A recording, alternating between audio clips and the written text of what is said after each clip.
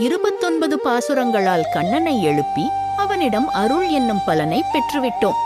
இனி இந்த தெய்வீக பிரபந்தத்தை பாடியவர்களுக்கும் கேட்டவர்களுக்கும் உண்டாகும் பேறு என்னவென்று இந்த பலஸ்ருதி பாசுரம் விளக்குகிறது.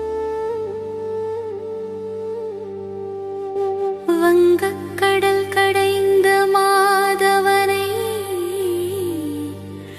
கேசவனை,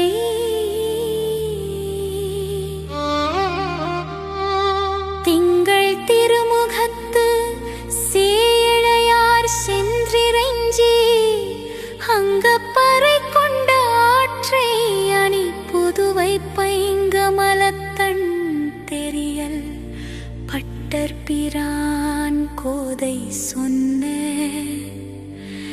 சங்கத்தமிழ் மாலை 30 தப்பாமே,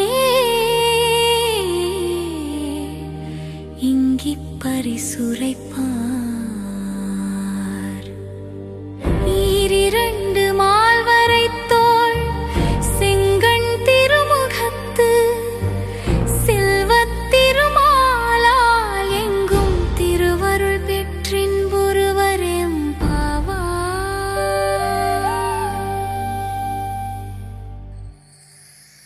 பெரிய அலைகள் கொண்ட பார்க்கடலை கடைந்தருளிய எப்போதும் மகாலட்சுமிக்குப் பிரியரான அந்த மாதவனையும், கேசி என்னும் அசுரனைக் கொன்ற கேசவனையும், சந்திரனைப் போன்ற அழகிய முகத்தையுடைய கோகுலத்துப் பெண்கள் தாங்கள் சென்று வணங்கி அந்த இறைவனிடம் நோன்புக்குரிய பலனான அருளைப் பெற்ற அந்த அழகிய வழியை, அழகிய ஸ்ரீவில்லிபுத்தூரில் உள்ள பச்சை கமல மாலையை அணிந்தவரும் பெரியாழ்வாராகிய பட்டர்பிரானின் மகளுமான ஆண்டாள் அருளிய சங்க இலக்கியத்தின் சிறப்புக்குரிய இந்த தூய தமிழ் பாசுர மாலை 30ஐயும் ஒரு பிழை கூட இல்லாமல் சரியாக பொருளுணர்ந்து இவ்வுலகில் எந்த அடியவர் ஓதுகிறார்களோ அவர்கள் 4 பெரிய மலைகளைப் போன்ற வலிமையான தோள்களையும் செந்தாமரை போன்ற திருக்கண்களையும் உடைய திருமாலால் எல்லா இடங்களிலும் எல்லா காலங்களிலும் அந்த பரமனின் திருவருளைப் பெற்று எப்போதும் ஆனந்தத்துடன் வாழ்வார்கள்.